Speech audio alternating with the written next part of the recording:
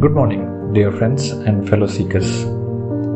Today we journey into the pages of Exodus chapter 33, a chapter filled with profound lessons on the nature of God's presence, our pursuit of Him, and the intimate relationship we can have with the divine. As we delve into this captivating narrative, we'll explore the timeless wisdom it offers to enrich our spiritual journey.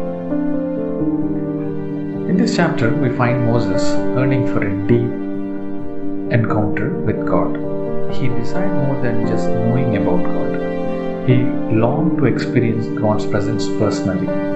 This speaks to our own innate desire for a real and intimate connection with the divine, beyond mere knowledge or religious rituals.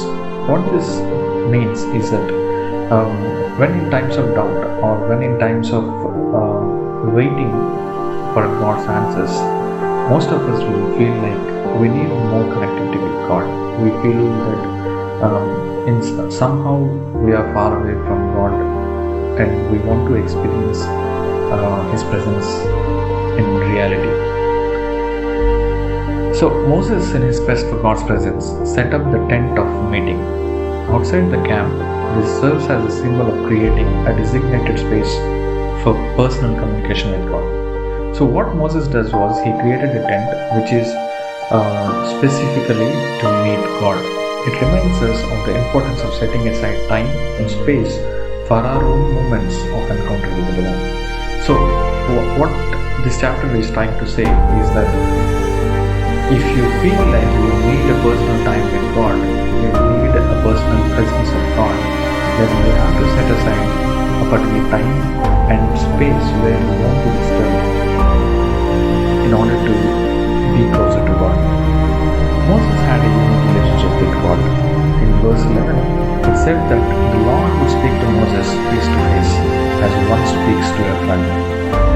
So, in this chapter, it is highlighted that Moses had a face-to-face relationship with God. Whenever God speaks to him, God appears to him and speaks to Moses. So, what a remarkable image of intimacy. It reminds us that our relationship with God can be characterized by closeness, friendship, and direct communication. So, what this means for us is we can talk to God as we can pray a friend. It doesn't have to be a ritual. It doesn't have to be a formality.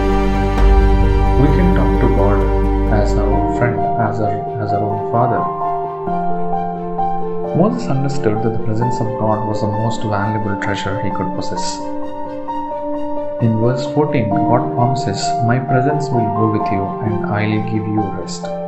We too can find rest and peace in assurance of God's presence in our lives, even in the midst of challenges. So this is an assurance. So what God is giving us, what God gave Moses, is the assurance of His presence, telling Moses that, "Moses, you go ahead, I am here with you. You don't have to worry about anything."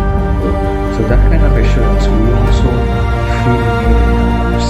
When we feel that kind of assurance is needed in our lives, amidst the troubles and amidst challenges, then we feel that once that happens, once we get that assurance from God, or by the way of God, we feel that we are safe.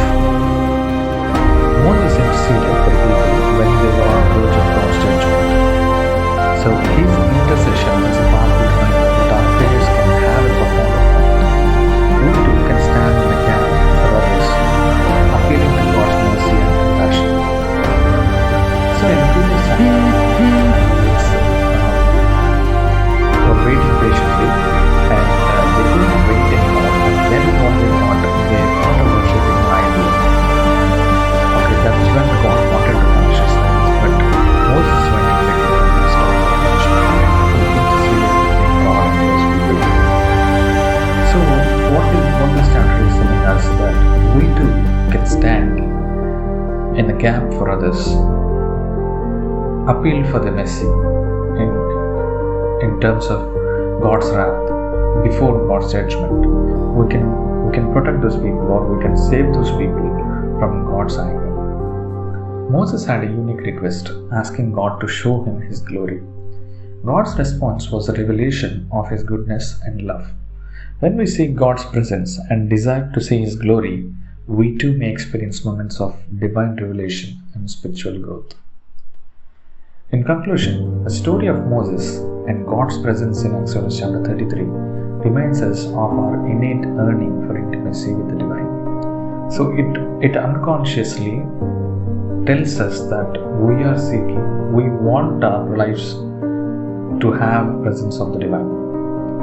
We all want, sometimes we tell that, sometimes we don't, but we all internally want God's presence to feel safer, to feel that I don't have to worry about anything. To have that kind of assurance, we need God's presence. The importance of setting aside time and space for our personal encounters with God, the promise of God's presence, the power of intercession, and the potential for glimpses of God's glory in our lives. So when you seek His presence, when you seek His glory, they will all be given to you.